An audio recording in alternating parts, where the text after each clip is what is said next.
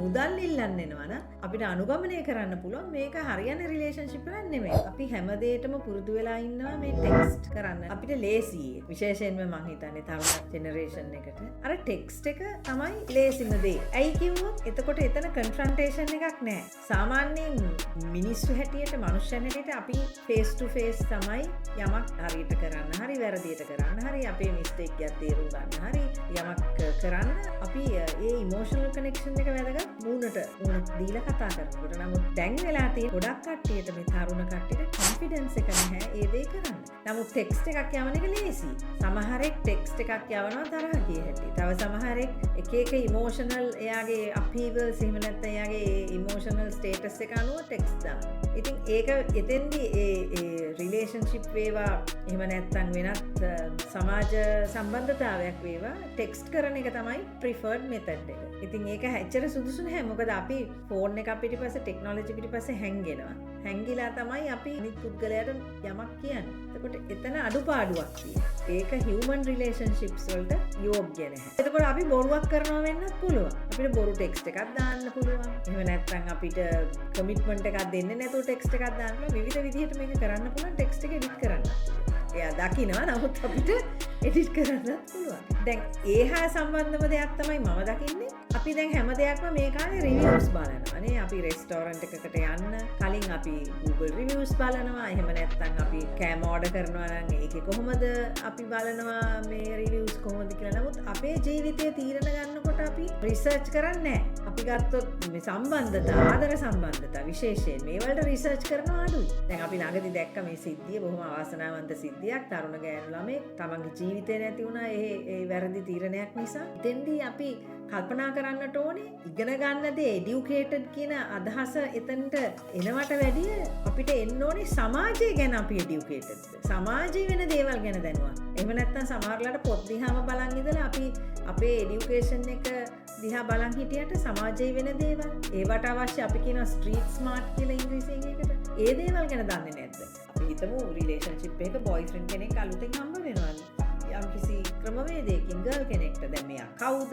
ටක් රිසර්ච් කරුවොත් හොයාගන්න බැරි කමක් නැහැ. අද කාලේ විශේෂයෙන් අද තාක්ෂණයේ දියුණුව. ඉතින් නමුත් අපි දකිනවා ගැහණු දරුවන්ගේ ප්‍රවණතාවයක් එහෙම නොකර මේ රිලේෂන්ෂිප් එකට එකපාරට එන්ටර් වෙනවා. ඊට පස්සේ මොකද වෙන්නේ? අර පුද්ගලයා කියන ඕනෑම දෙයක් විශ්වාස කරන්න පෙළඹෙනවා. මෙහෙම දෙයක් වෙන්න පුළුවන්. විශේෂයෙන් මුදල් එනවා නම් රිලේෂන්ෂිප් එකකට මුදල් ඉල්ලන්න එනවා නම් අපිට අනුගමනය කරන්න පුළුවන් මේක හරියන රිලේෂන්ෂිප් එකක් නෙමෙයි. මොකද යාළුවෝ වෙලා ටික දවසකින් ගර්ල් ෆ්‍රෙන්ඩ්ගෙන් හෝ බොයිෆ්‍රෙන්ඩ්ගෙන් මුදල් ඉල්ලනවා නම් එතන වෙන ඇජෙන්ඩා එකක් තියෙනවා කියලා තේරුම් ගන්න. ඉතින් ඒක තමයි මේ ස්ට්‍රීට් ස්මාර්ට් කමක් නැතිකම මේකට මූලික හේතුව.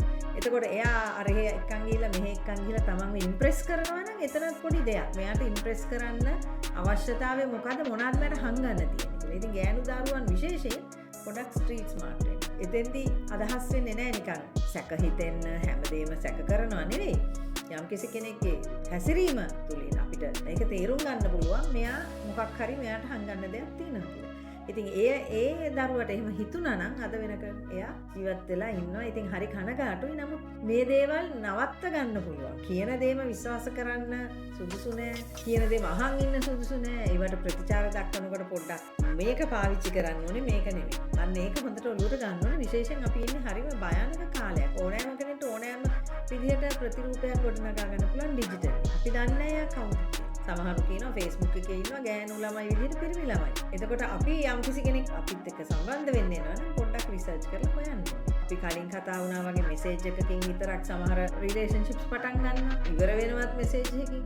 ඒගොල්ලෝ සමහර විට සමහර කට්ටිය මේක සෝෂල් මීඩියා වලම තිබිච්ච රිලේෂන්ෂිප් එක. ඉතින් යථාර්ථය දැකලම නැහැ. මේ වගේ දේවල් සිද්ධ වෙනකොට සිහින ලෝකික විතරක් ඉන්නවා කියලා අපිට හිතන්න පුළුවන්. තාමත් කොච්චර දියුණු වුණත් ලෝකය ගැහණු ළමයි මේ දේවල් වලදී මං හිතන්නේ සමහර විට හරියට මොලේ පාවිච්චි කරලා වැඩ කටයුතු කරන්නේ නැහැ කියලා. ඉතින් ඒක ඉතා වැදගත්. එතනදී අපි ඒක කල්පනා කරන්නට අවශ්‍යයි. දැන් ටෙක්ස්ට් එකෙන් අපිට හොයන්න බෑ අර මං කලින් කිව්වා වගේ මෙයා ඇත්තද කියන්නේ.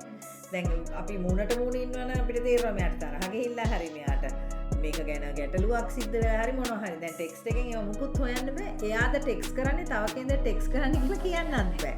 එතකොට එහෙම වුණාම අපි වැරදි තීරණ ගන්න පුළුවන් අර ටෙක්ස්ට් එක මත පදනම් වෙලා. එතකොට අනිත් එක කවුද මේක දාලා තියෙන්නේ කියලාත් දන්නේ නැහැ. එයා වගේ එයාගේ ෆෝන් එක අරන් තව කෙනෙක් දාන්න පුළුවන්. එයාට මල්ටිපල් රිලේෂන්ෂිප්ස් තියෙන්න පුළුවන්. එහෙම දේවල් ඕන තරම් තියෙනවා. දෙන්නෙක් එකතු වෙලා තව කෙනෙක්ව රවට්ටන්න විදිහට කරන්නත් පුළුවන්. සමහර කපල්ස් ඒ වගේ දේවල් කරන්න පුළුවන්.